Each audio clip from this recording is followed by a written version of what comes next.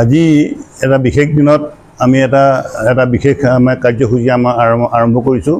এইটো আমি ডায়েবেটিছ আৰু জেনেৰেল হেল্থৰ ওপৰত আমি নিডি মানুহখিনিৰ কাৰণে অলপমান কিবা এটা কাম কৰি স্বাস্থ্যজনিত সম্পৰ্কীয় আমি কাম কৰিম বুলি ভাবিছোঁ।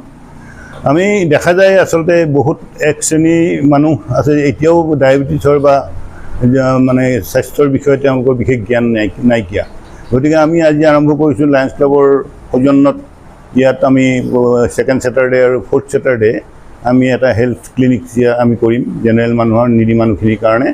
আৰু অকল লায়ন্স ক্লাবতে এইটো কৰি থাকিম এইটো তেনেকুৱা কোনো কথা নহয়। আমি বিভিন্ন নিডি এৰিয়াত য'ত মানুহবিলাকৰ স্বাস্থ্যৰ বিষয়ে সজাগতা অনাটো প্ৰয়োজন তেনেকুৱা এৰিয়াবিলাক আমি যাম। আমাৰ লায়ন্স ক্লাবৰ সকলো সদস্যই ইয়াত আমাৰ আন্তৰিকতাৰে আমি কাম কৰিম বুলি ভাবিছোঁ।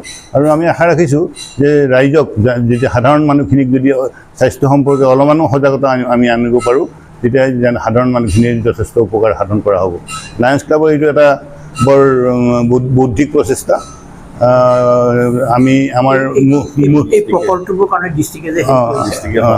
আৰু আমাৰ আমাৰ এইটো যিটো লায়ন্স ক্লাবৰ যিটো আমাৰ স্বাস্থ্যৰ ওপৰত যিটো এক্টিভিটি ডায়েবেটিছ আৰু জেনেৰেল হেল্থৰ ওপৰত এইটো আমি ডিষ্ট্ৰিক্টৰ পৰা স্বীকৃতি পাইছোঁ।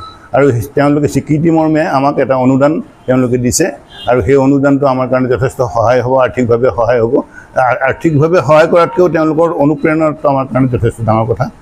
আৰু আমি যথেষ্ট কৃতজ্ঞতা জনাইছোঁ তেখেতসকলক। আৰু আমি আশা ৰাখিছোঁ যে ভৱিষ্যতেও তেওঁলোকৰ পৰা এনেধৰণে আমি সহায় সহযোগ পাই থাকিম আৰু আমি আমাৰ নিজৰ কামত আগবাঢ়িব পাৰিম।